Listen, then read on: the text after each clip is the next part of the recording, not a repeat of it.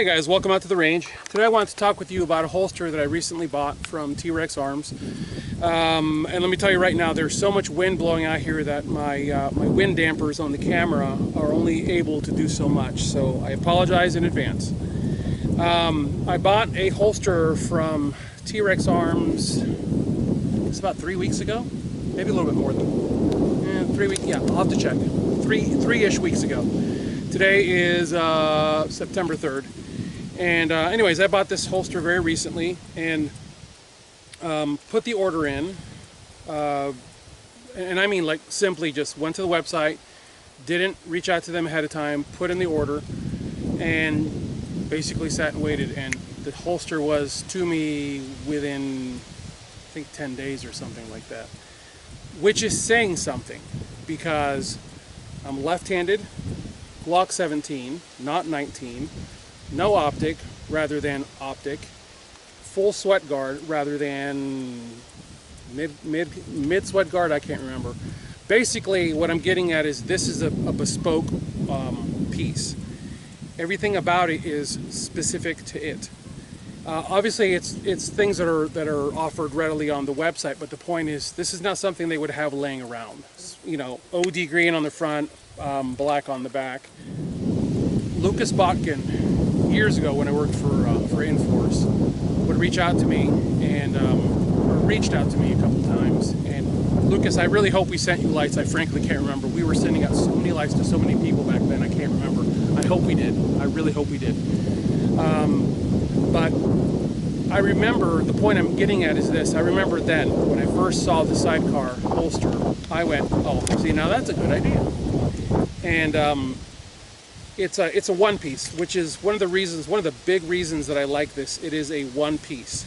And I know that the trend now is, well, you know, there's a little hingy doodle, there's some shock cord, or there's some neoprene or whatever, but from the get-go, I thought this was a really good idea. I like the rigidity of it, and it's a well-made piece that, by design, the angle of it, for those of you that have never actually looked at the angle of one of these, it's a fairly rakish angle. Anyone who tells you holsters, you know, this holster is more comfortable than that holster, yeah, well, that means that that person is probably not wearing a gun as dedicated as they should be, because there's no such thing as a comfortable holster. There are varying levels of discomfort. Some holsters have a lower suck quotient than others, and this holster has a relatively low suck quotient, most especially considering the fact that it actually carries an extra mag.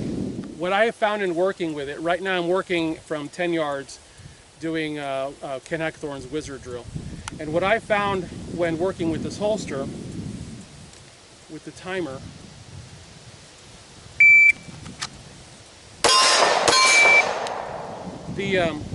cool, made my time. It's 2.5 seconds. 10 yards, 2 shots inside of a, I think it's an 8-inch circle. Those shots were about that far apart. What I found in working with this rig is it is well made.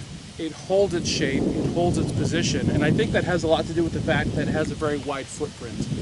So when you jam down to grab that gun, you're not dealing with a holster that goes like this on you, or goes like this on you. Also, when you take a knee, this thing tends to just kind of hold its position on your body. And the nice thing is you can move it to one side or the other. Because remember guys, appendix carry is not 12 o'clock, which is where a lot of people are carrying appendix carry. Appendix carry, this is midline for me. An appendix carry for me as a lefty should be slightly left of midline, which is why it's appendix carry, because the appendix is over here for righties. This rig by design, I find, conceals better if I move it slightly left of center, closer toward the inguinal notch, but you can't get it too close, and it has nothing to do with this holster. It's just any holster. You get any holster too close to the inguinal notch right here, and you will pinch yourself really bad, or you will end up grabbing a testicle and just mashing it when you go to get in the vehicle. It'll get you and it'll get you good. It's a wake-up call, but I've been working with it now since I've had it, which, like I said, it's about 3 weeks. And the first thing that I did was I came out here and I just basically did this over and over and over again. Actually, what I did was this. No shooting. No shooting, just drawing.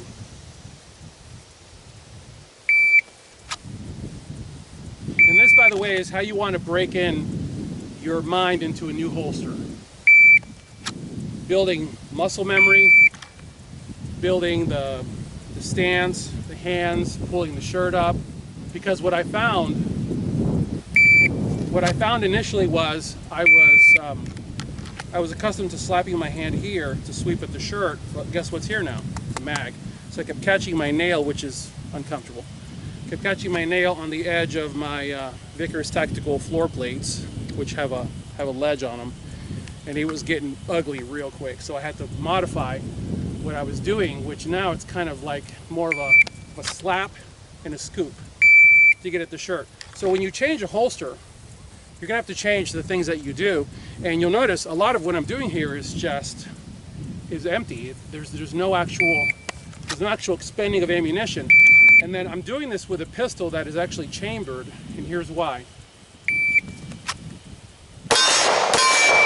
So that every once in a while I can go ahead and take a shot and then practice a mag swap and then practice storing the mag, which for me consists of index finger to the edge of the mag and sweeping down. I'm looking at you right now. Sweeping down and finding the empty spot in the sidecar and then placing the mag into it. Guys, it's a nicely made rig, and I paid, with taxes and shipping, $120-ish. I forget. I'll have to take a look. I'll show you guys the invoice. It wasn't much.